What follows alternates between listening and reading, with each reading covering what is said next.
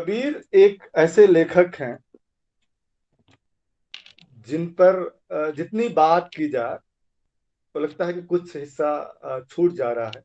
वो मुकम्मल रूप में नहीं आ पा रहा। और यदि हम ठीक से अनुशीलन करेंगे, अगर ठीक से हम देखेंगे तो पाते हैं कि भक्ति काल के जितने भी कवि हैं उनमें अगर सर्वाधिक कोई अगर चर्चित और विवादित और जिनपे सर्वाधिक काम हुए हैं तो वो कबीर हैं। इसके बावजूद यह बात जो सुभाष चंद्र कुशवाहा जी ने इस किताब के माध्यम से जो हम सबको इंगित करने की कोशिश की है कि जो इस मुकम्मल रूप में कबीर की जो कविता, जो जिस मुकम्मल रूप में कबीर की कविता हमारे सामने आती है, उस मुकम्मल रूप में उनका मूल्यांकन नहीं होता है। हर लोग एक खास नजरिए के साथ उनके पास जाते हैं और अपने अपने निष्कर्ष पहले तय कर लेते हैं, फिर बाद में कबीर की कविताओं को उस पर फिट कर देते हैं। ये चिंता सदानंद साहिब जी की भी है और पुरुषोत्तम अग्रवाल जी की भी रही है। माजरा क्या है ये अभी जब हम कबीर पे बातचीत करेंगे तो उसके दौरान ये सारी चीजें क्लियर होंगी। सर्वप्रथम मैं बधाई देता हूँ कि जो जिस तरह से सुभाष जी ने इस किताब का समर्पण किया है, जिस क्रम में ये जो कबीर की परंपरा है, ठीक उसी परंपरा के निर्वहन करने वाले लोगों के लिए यह किताब समर्पित है। उन सबको जो इस संसार को आनंदित देखना चाहते हैं और इसके लिए अपनी क्षमता के अनुसार सक्रिय हैं। इस परंपरा में हम सुभाष जी को भी देखते हैं, जिस तरह से वो लगातार सक्रिय हैं, एक प्रशासनिक जिम्मेदारी के साथ जो लगा जिस तरह से वो लगातार काम कर रहे हैं, वो हम सब के लिए अनुकरणीय है।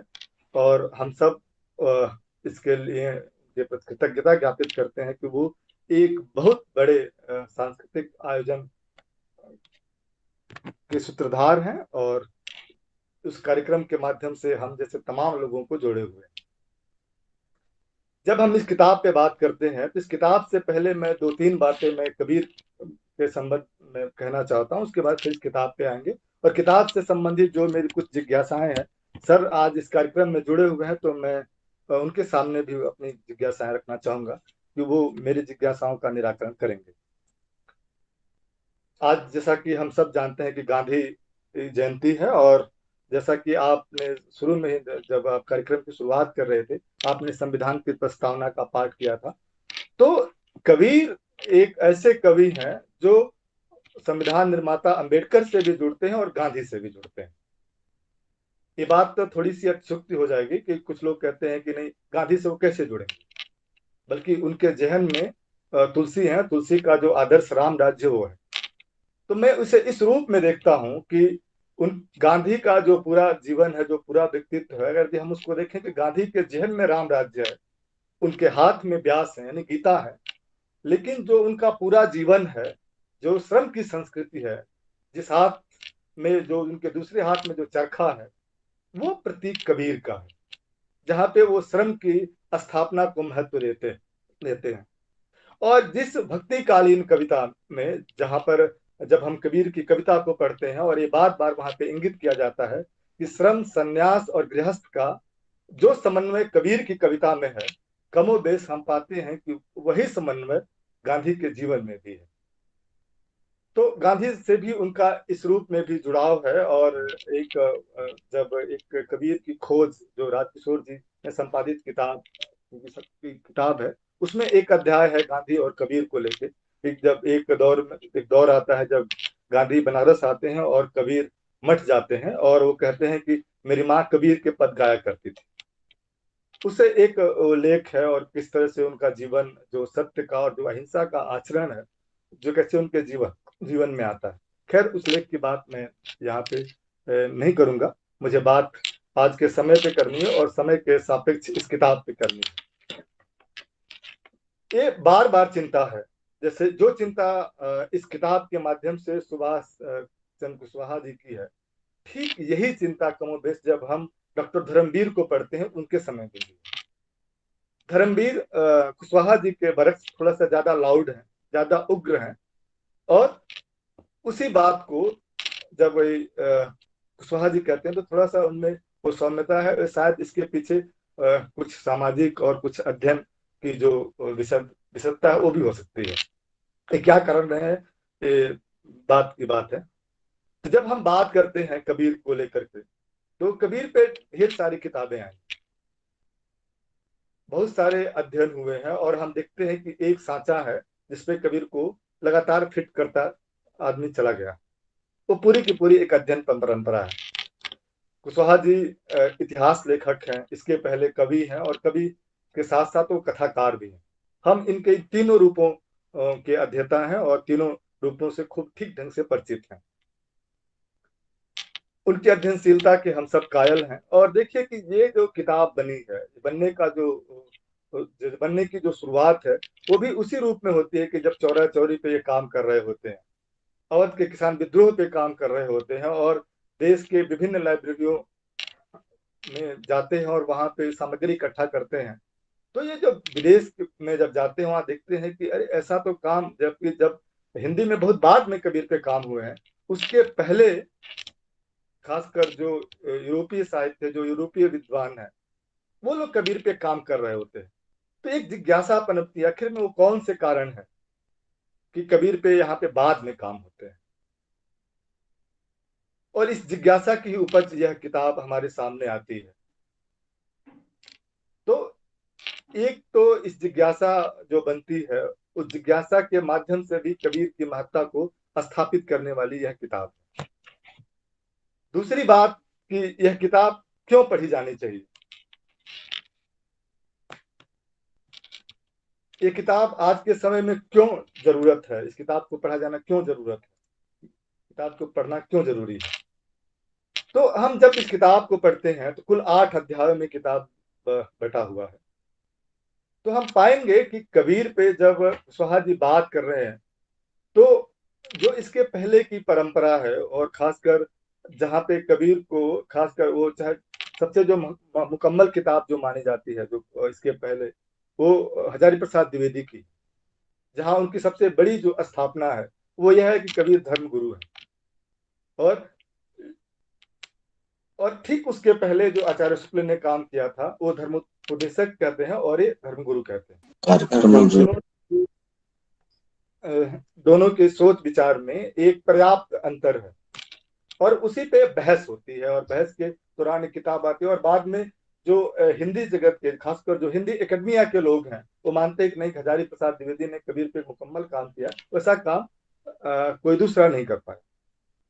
लेकिन उसको चुनौती देते हैं 1996 में, जब डॉक्टर धर्मवीर किताब लिखते हैं कबीर के आलोचक, तब लगता है नहीं यार, ये इस नजरिए से भी देखा जा सकता है कि कबीर पर जो सवाल उठाते हैं वो बहुत जायज सवाल है, और एक मुकम्मल सवाल है, और उन सवालों के जवाब बहुत ठीक ढंग से लोगों ने नहीं दे पाए, और एक नई विचारधारा पनपती है, कबीर को नए ढंग से देखने की एक शुरुआत होती है।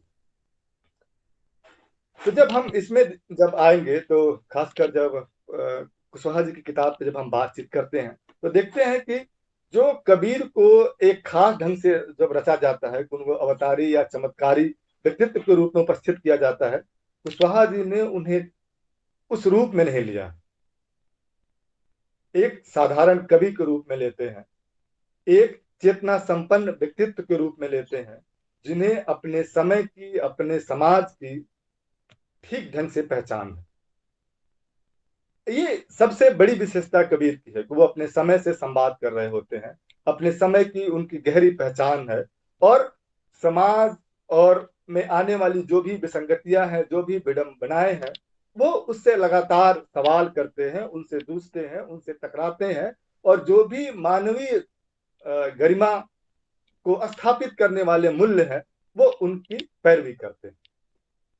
तो इस रूप में भी यह किताब महत्वपूर्ण है कि जब लोग उनके उनके दर्शन को, उनके धर्म को, उनके माया को एक खास ढांचे में कैद करते हैं, और उनकी जिस बैतारकी के चलते कबीर आज भी हमारे बीच में मौजूद हैं, जिसके चलते उनकी प्रासंगिकता आज भी हमारे समय में, हमारे समाज को एक नई रोशनी दे रही है, उस विचारधारा को एक तरह से कुंद करने की जो कोशिश की गई है, उसकी शिनाख्त करने के लिए और उस पर सवाल उठाने के लिए यह किताब बहुत महत्वपूर्ण है।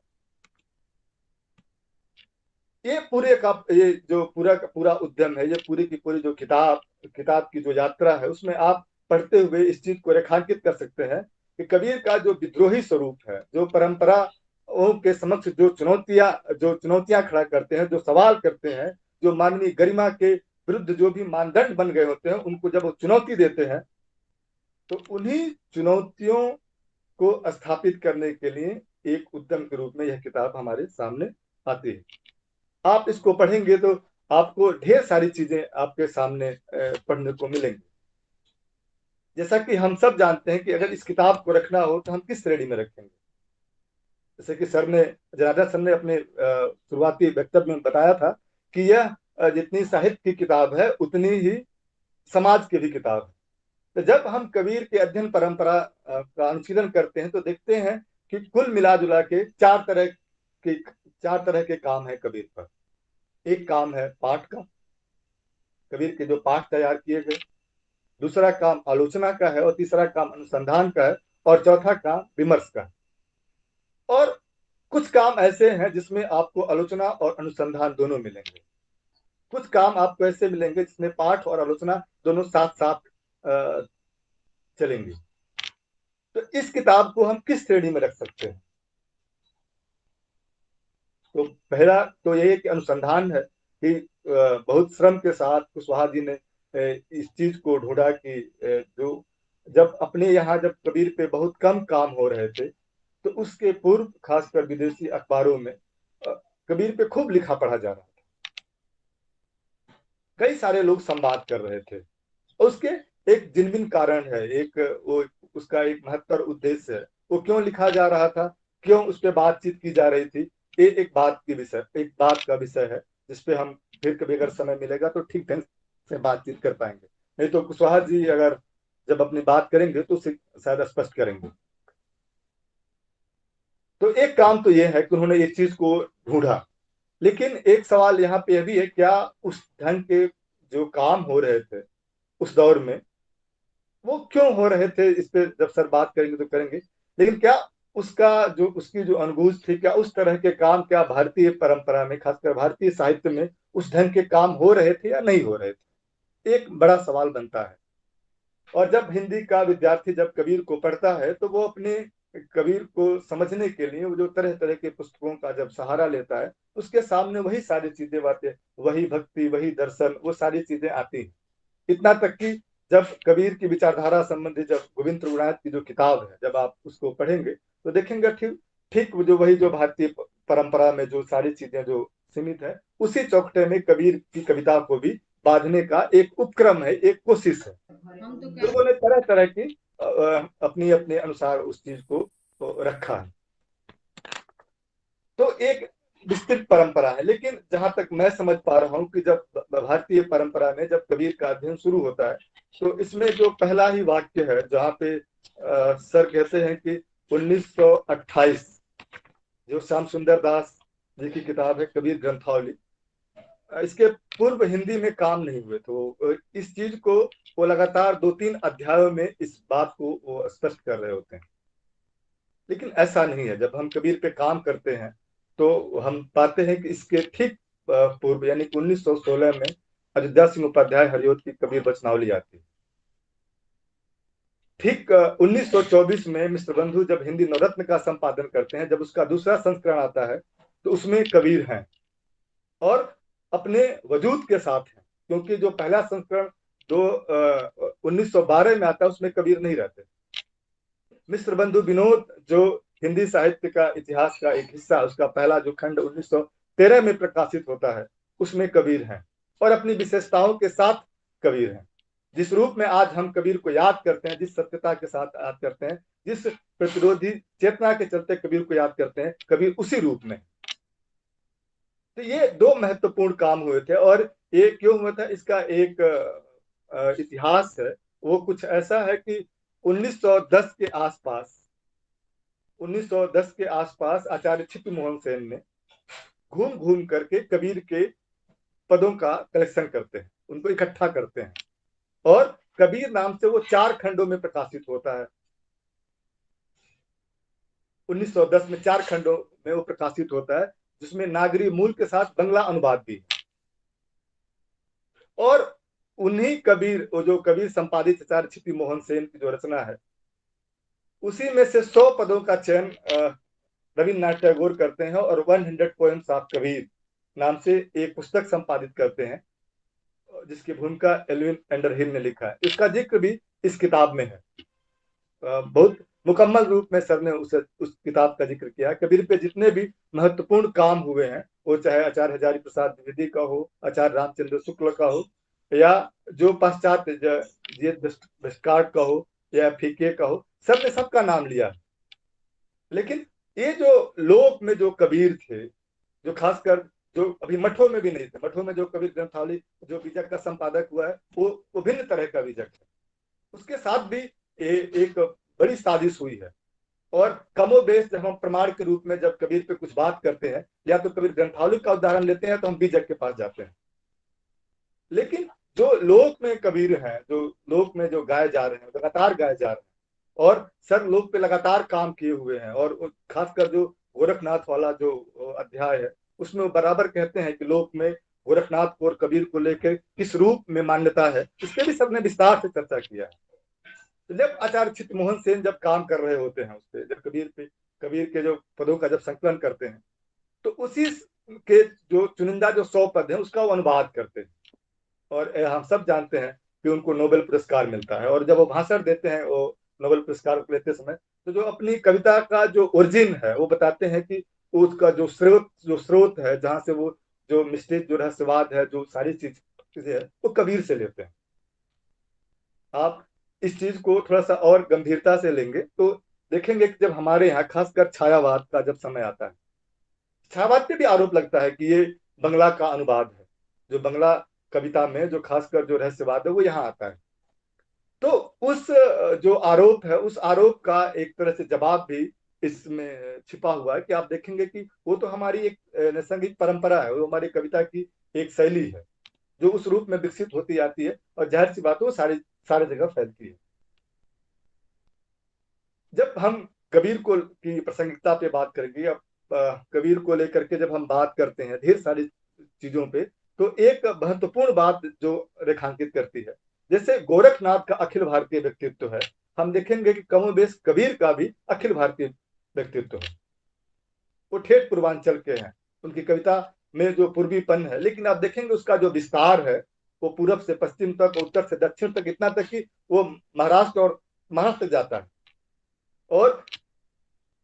और अंबेडकर खास से उससे प्रभावित है। जो आधुनिक, खासकर आधुनिक काल के जो दो महापुरुष हुए, चाहे गांधी हो चाहे अंबेडकर, दोनों के यहाँ कबीर। और जब एक समय की बात है, अंबेडकर के विषय में कहा जाता है कि जब कहते हैं कि जब वो बीमार पड़ गए थे, तो लोगों ने कहा कि अब आपको आराम करना चाहिए।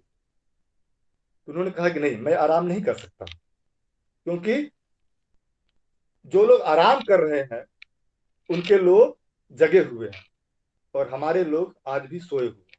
इसलिए मैं अभी सो नहीं सकता, मैं अभी आराम नहीं कर सकता।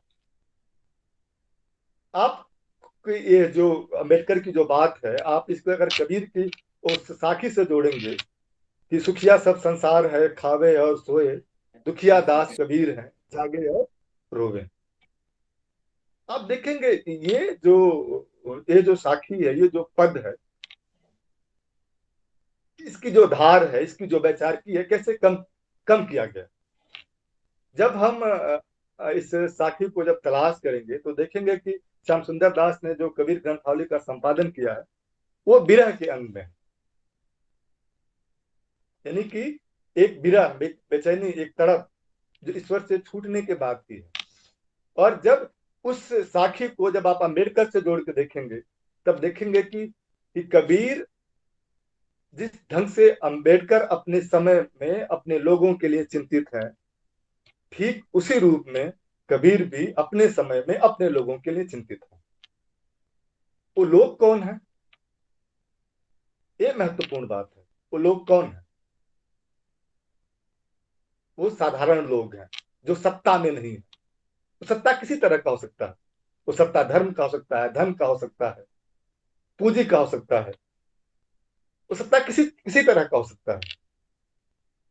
जब पूरी दुनिया सत्ता के खिलाफ बोलने से परहेज कर रही है, जब सब कुछ आपके खिलाफ हो, उस समय में बोलना बहुत चुनौतीपूर्ण होता है। कबीर उस समय में उन लोगों की आवाज बन के सामने आते हैं जिनके बोलने के लिए, जिनके हक को मांग करने के लिए कोई नहीं होता। कबीर को हम इस रूप में भी पढ़ सकते हैं। सर ने एक महत्वपूर्ण बात इसमें कही है कि जो मुझे बहुत अच्छी लगी, कि कबीर बौद्धिक कार्ल मार्क्स के पूर्व व्यवहारिक मार्क्स है। मैं इस चीज को बहुत शिद्दत के साथ महसूस करता हूं। अभी 7-8 साल में जो चीजें बदली, जिनको आप हम सब जानते थे कि सब लोग वामपंथी हैं, सभी लोग मार्क्सवादी हैं, उन लोगों का स्टेटमेंट आ रहा है कि हम अब उस तरह के मार्क्सवादी नहीं हैं, हम ठेठ मार्क्सवादी नहीं हैं। भाई, इस तरह से उस तरह वाली कौन सी बात है? आपको तय करना होगा। और इस पे मुक्तिबोध बहुत ठीक सवाल करते हैं कि तय करो किस ओर हो तुम, आदम हो कि आदमखोर हो तुम। यानी कि जब आदमी की पक्षधरता जब क्लियर नहीं है, तो जरूरी नहीं कि आप सिद्धांत में मार्क्स को आप लाइए। जरूरी है कि वो आपके व्यवहार में होना चाहिए, आपके आचरण में होना चाहिए। और कबीर इसलिए प्रासंगिक है कि वो जो कहते हैं वो उनके आचरण में, उनके यहाँ उपदेश और आचरण में कोई फर्क नहीं है, कोई भेद नहीं। वो एक रूपता है, एक साम्य है। कबीर इसलिए प्रासंगिक है कि वो वही कहते हैं जो वो करते हैं, या जो करने योग्य है। कबीर को लेकर के जब हम बात करते हैं कि कबीर पे बहुत हिंदी में बहुत देर से काम हुआ, तो ठीक है, हिंदी आलोचना में देर से काम हुआ, इस बात से हम सहमत हैं। लेकिन ऐसा नहीं था कबीर की महत्ता को लोग रेखांकित नहीं कर रहे थे। कबीर के ठीक बाद, कुछ ही समय बाद, उनके जो गुरु भाई हैं, जैसा कि जो वो भी तो विवादित ही श्रेणी है, रामानंद के सब बारे जो शिष्य हुए थे, रामानंद और कबीर का जो संबंध है वो भी विवादित है। लेकिन आप देखिए, किसी भी रचनाकार की महत्ता को इनकार नहीं नहीं नहीं किया जा सकता यदि उसकी कविता में कुछ भी ठीक ठीक तत्व है, कुछ ठीक बात कही गई है। कबीर अपने समय के साथ तो न्याय करते ही करते हैं, आने वाले समय के लिए भी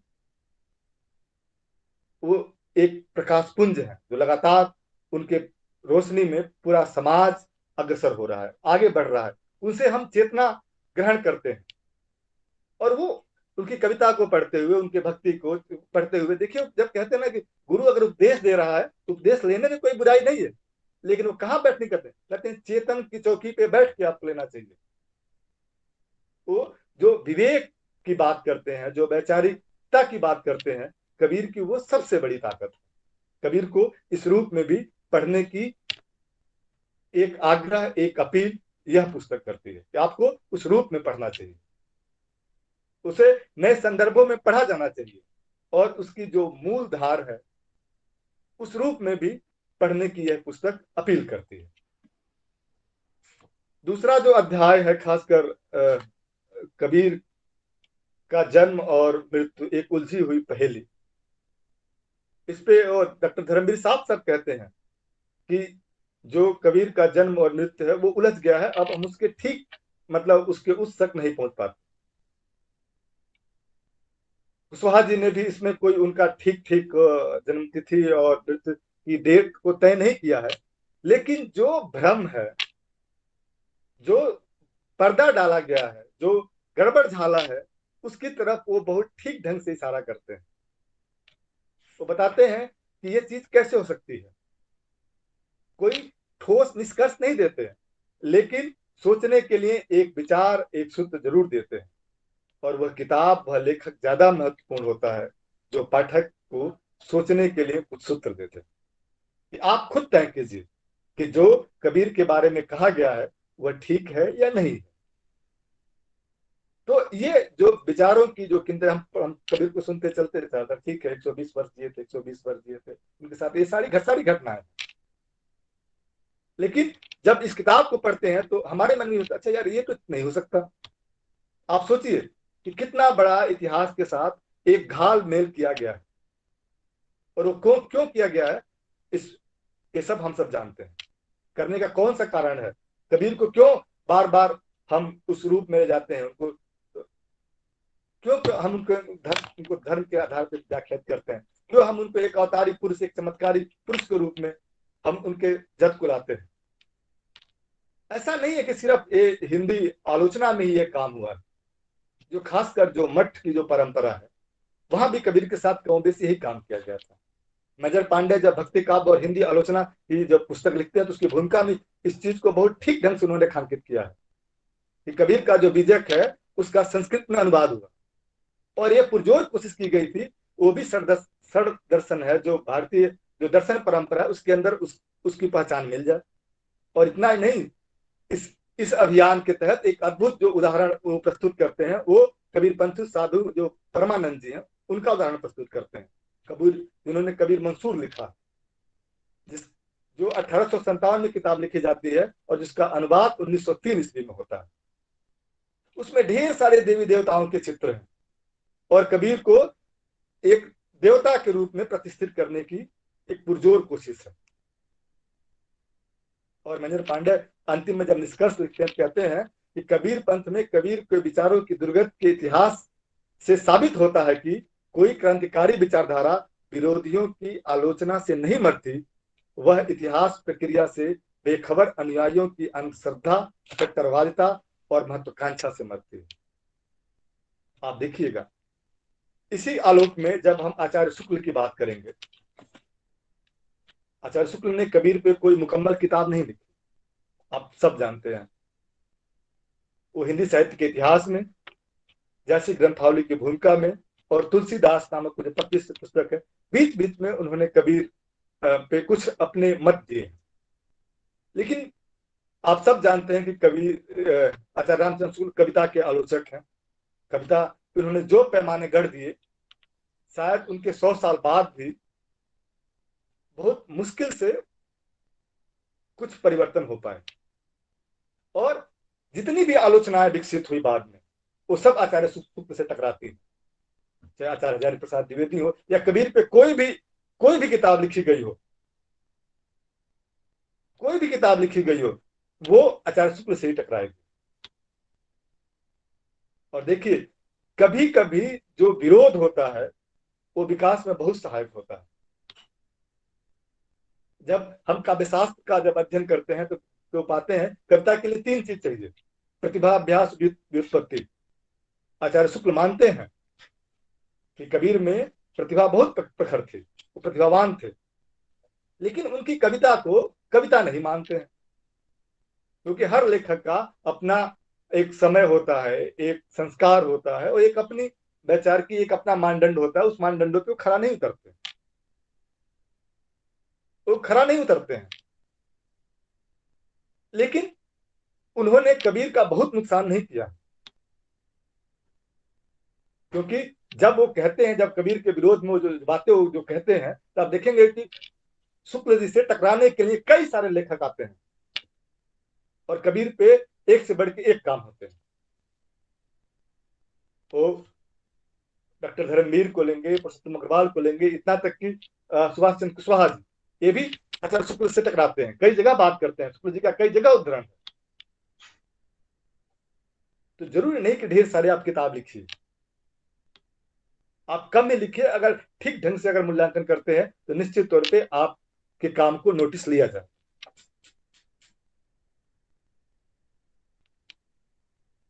सुभाष जी जब ये किताब लिखते हैं कबीर है कि मरते नहीं, तो पहले तो एक जिज्ञासा पैदा हुई जब मैं इस किताब को जब पहली बार मैंने खरीदा, तो कबीर है कि मरते नहीं, आखिर इस किताब के अंदर है क्या चीज, और कौन लोग हैं जो कबीर को मारना चाहते हैं, और कबीर के अंदर वो कौन सी ऐसी शक्ति है, कौन सी ऐसी ताकत है जो कबीर को मरने नहीं देती। जब हम इस किताब को जब लगातार जब आप पढ़ेंगे, शायद पहली बार में यह किताब उस उतनी समझ में नहीं आएगी, क्योंकि एक किताब जितनी आलोचना की उतनी अनुसंधान की। लगभग इसमें 16 जो ब्रिटिश अखबार है उनकी कतरन है, और उसको कहते प्रमाण के साथ कहते हैं उन्होंने यहाँ पर ये कबीर पे काम हो रहे थे। हम इस चीज को भी नजरअंदाज कर सकते हैं कि ठीक है, जो क्रिश्चियनिटी थी वो भारतीय लोगों को अपने आगोश में लेने के लिए, जो खासकर हिंदू मैथोलॉजी थी, जो हिंदू पद्धति थी, उनसे इतर जो भी लोग थे वो अपने धर्म के प्रचार के लिए उस तरह के ज्ञान के स्रोतों को इकट्ठा कर रहे थे। आप जब देखेंगे, जब खासकर जो ग्रियर्सन का हिंदी साहित्य का इतिहास है, the modern vernacular literature of northern Hindustan, वो भाषा वैज्ञानिक भी है। तो उसमें देखेंगे कि जितना उन्होंने कबीर पे लिखा है उसके बजाय तुलसी पे कम लिखा। लेकिन ठीक उल्टे जब आचार्य शुक्ल, जिसको हम हिंदी साहित्य का व्यवस्थित इतिहास की जब बात करते हैं, तो देखेंगे कि ठीक यहाँ पे उल्टा हो जाता है। यहाँ पे कबीर को उन्होंने बहुत कम लिखा है और तुलसी पे दिल खोल के लिखा है। तो हर लेखक का अपना एक मानदंड है, अपना एक नजरिया है, और उसका समय, उसका संस्कार निश्चित रूप से उसके आड़े आता है। इसमें एक बात जो मुझे सबसे नई लगी, अपीलिंग लगी, वो ये है कि कहते हैं कि गोरख और बुद्ध की परंपरा में कबीर आते हैं, जबकि आप कबीर की परंपरा की जितनी भी किताबें लिखी गई हैं, आप पढ़िए, उसको देखिए, किसी ने भी बुद्ध का नाम नहीं लिया। जो हम अहिंसावाद की बात करते हैं, जब जो अहिंसा की बात करते हैं, तो हम बुद्ध को छोड़ के और पुराने, मतलब और पीछे जाते हैं और कहते हैं कि ये जो वैष्णव धर्म है वहां से उनका अहिंसा आया। ठीक है, मैं ये नहीं कहता कि नहीं, वो नहीं हो सकता, लेकिन हम बुद्ध को क्यों नहीं मान सकते? बुद्ध क्यों नहीं हो सकते? एक बड़ा सवाल है। जबकि आप देखेंगे आचार्य रामचंद्र शुक्ल खुद लाइट ऑफ एशिया का बुद्ध चरित नाम से अनुवाद करते हैं। बुद्ध से वह भी प्रभावित है, बुद्ध पे काम कर चुके हैं, लेकिन वो बुद्ध को छोड़ देते हैं। आज भी जब भारत से बाहर कोई जाता है, कोई भी जाता है, अगर इस देश की पहचान अगर होती है तो वो बुद्ध और गांधी और कबीर के रूप में होती है। लोग इस पे बातचीत करते हैं। तो जो अहिंसा की जो भावना है, अब आप सीधे सीधे आप वैष्णव, ठीक है वैष्णव में था, लेकिन ऐसा थोड़ी कि यहाँ पर नहीं था। और जब ये इस किताब में जो बात आती है, कल मैं एक इतिहास के लेखक है डॉक्टर विकास सिंह जी, मैंने उनसे बात किया था कि आप बताइए, आप इतिहास के विद्यार्थी हैं, ये क्या है? जब ये लिखते हैं कि वैदिक धर्म में गायों की सर्वाधिक बलि दी जाती थी और गौमांस खाया जाता था। अध्याय 6 में कबीर दर्शन पर गोरख का प्रभाव। आज इस बात को कह दीजिए, आपके खिलाफ हजारों लोग खड़े हो जाएंगे। तो उन्होंने कहा नहीं सर, ये सामान्य सी बात है, ये परंपरा में रहा है। उन्होंने कहा कि सिर्फ गायों की बद नहीं होती थी, जो यज्ञ हुआ करते थे उसमें मनुष्यों को भी बलि दी जाती थी। जो इस तरह की परंपरा रही है, तो आप उसको कबीर को सिर्फ आप उन खाते में कैसे जोड़ सकते हैं? एक एक एक बड़ा सवाल है। कई तरह के सवाल यह किताब उठाती है अपने समय के साथ, एक अपील, एक संवाद करने के, ढेर सारे जिज्ञासाओं को उकेरती है कि आप सोचिए कि कबीर के अध्ययन में जो जिस तरह की जो रुकावट है, जो बनावट है, उसके क्या कारण है, उसके मूल में क्या है। कबीर की कविता को जानने के लिए, समझने के लिए, मैं उनके ठीक बाद के एक कवि और उर्दू के एक शायर गालिब, जब अली सरदार जाफरी जब कबीर बाणी पे काम कर रहे होते हैं, तो कहते हैं कि कबीर का यदि कोई उत्तराधिकारी है तो गालिब है, और वो शेर उद्धृत करते हैं कि इस जहां में मुमकिन है हर काम का आसान होना, बस मैसर नहीं है आदमी का इंसान होना। तो कबीर जिसकी वकालत करते हैं वो मनुष्यता की करते हैं।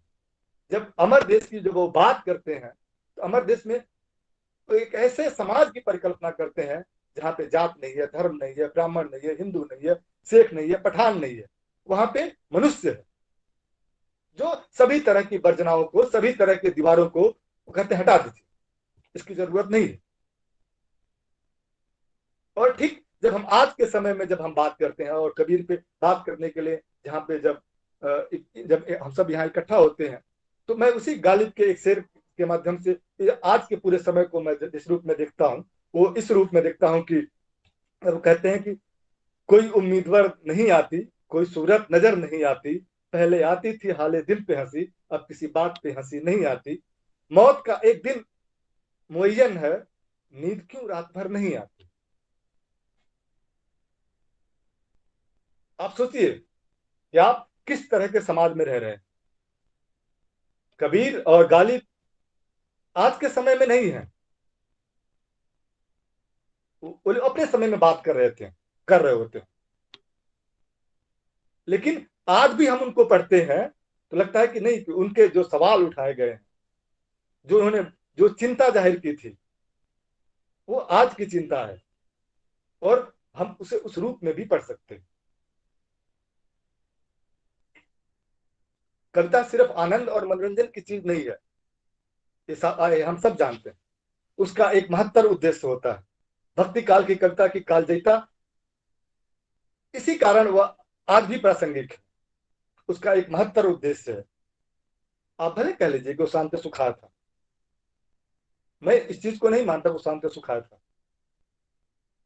ठीक है, आप तुलसी पर शांत सुखाए गा रघुनाथ गा था, लेकिन वो कविता तब बनती है जब तुलसी कहते हैं कि परहित सरस धर्म नहीं भाई, पर पीड़ा सब नहीं अजमाई। कबीर इसलिए याद किए जाते हैं जब कबीर कहते हैं कि कबीरा सोई पीर है जो जाने पर पीर, जो पर पीर न जानिए सो काफिर। यानी कि अपने साथ साथ अपनों की चिंता तो है, लेकिन अपनों के साथ जब दूसरे की चिंता आती है और दूसरों को अपने रूप में जब हम देखते हैं तो वो कविता का उद्देश्य महत्तर हो जाता है। पुरुषोत्तम अग्रवाल ने इस बात को बहुत ठीक ढंग से वो रेखांकित किया कि जरूरी नहीं है कि हम इस तरह के लोग हैं, इस तरह की कविता करेंगे।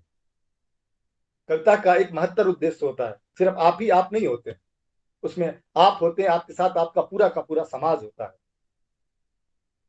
तो कबीर की कविता किसी चौहद्दी में बंद के बात, कबीर की कविता को किसी खास एक तरह की चौहद्दी में बात के अध्ययन नहीं किया जा सकता। वो उनकी कविता जो हरे पूरी मनुष्य की कविता है और उनकी जो मानवीयता है वो सर्वोपरि है। वो मनुष्य के रूप में पढ़ने की अपील करते हैं। वो लगातार वो संवाद संवाद करते रहते हैं अपने लोगों से। वो कभी साध के रूप में, कभी जन के रूप में, वो लगातार अपने समय के साथ बात करते रहते हैं। और जिस एक यूटोपिया की जो परिकल्पना करते हैं, जिस कविता में जिसका सपना देखते हैं, वो अमरलोक है। और अमरलोक कौन है? जिसमें मनुष्य ही की मनुष्यता महत्वपूर्ण है। कबीर के देखे सपने में न ब्राह्मण है, न क्षत्रिय है, न सैयद है, न शेख है, न पठान है, न वैश्य।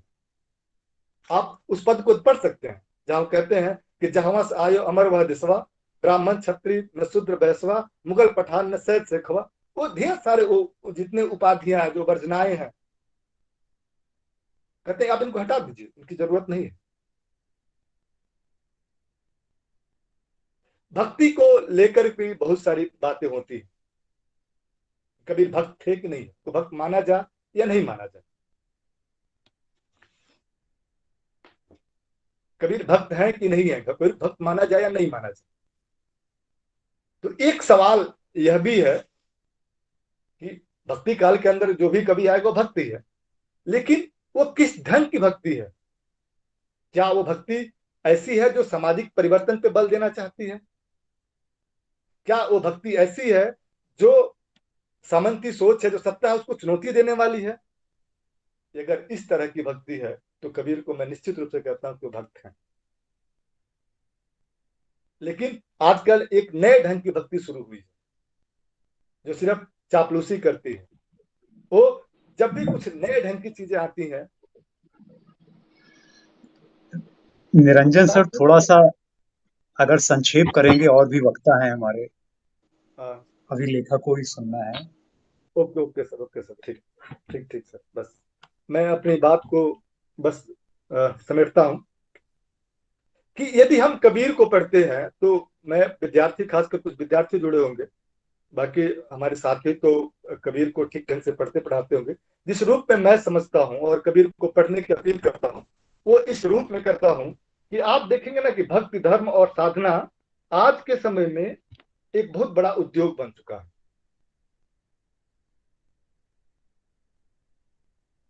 और वो एक उद्योग रूप में फल फूल रहा है। कबीर इसकी वकालत नहीं करते। कबीर अपने आचरण की शुद्धता पे जोर देते हैं।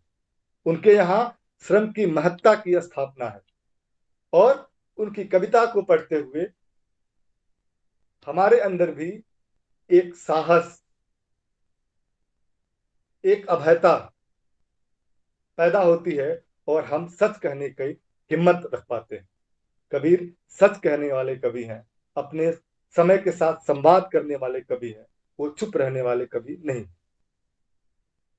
सर की किताब महत्वपूर्ण है, कई दृष्टियों से महत्वपूर्ण है, लेकिन सर से मैं एक दो बातें मैं जरूर जानना चाहूंगा जब सर अपना व्याख्यान देंगे। तो पहला ये कि जब आप कहते हैं कि 1928 में हिंदी में पहला काम हुआ था, तो क्या उसके पहले के जो काम हुए हैं आपने किस वजह से छोड़ दिया था, जबकि वहां पे कबीर को ठीक ढंग से जानने जो आपकी चिंता है वो वहां पे है। क्योंकि जब कबीर वचनावली को हम पढ़ते हैं, उसमें वो कहते हैं कि जो कबीर हैं वो नीरू और नीमा के औरस पुत्र है।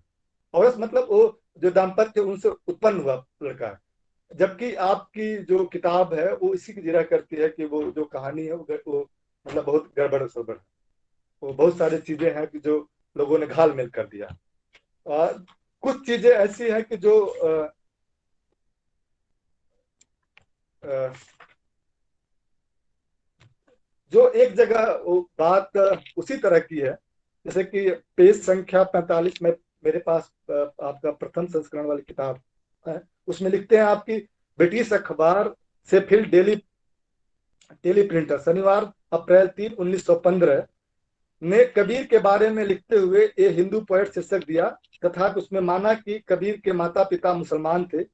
किसी भी ब्रिटिश अखबार में कबीर को पूर्व जन्म में ब्राह्मण कन्या से जन्मा नहीं बताया गया था, जबकि 1991 में आप ठीक उसी पेपर का सवाल दिए हैं और बताते हैं कि कबीर को बचपन से हिंदू सुधारवादी रामानंद प्रभावित बताया गया। ये दो चीजें हैं जो मेरे समझ में नहीं आ पाई थी। सर अगर आप बात करेंगे तो इस चीज को जरूर स्पष्ट करेंगे। आप किताब पे बात करने के लिए बहुत सारी चीजें थी, लेकिन मैं नहीं कर पाया। आपने इतना बेहतर किताब लिखा, और इस समय में कबीर को नए ढंग से सोचने के लिए यह किताब ज्यादा महत्वपूर्ण है। मैं पुनः आपको बधाई देता हूं, और आप सबने मुझे इतने देर तक सुना, इसलिए आप सबको बधाई और धन्यवाद।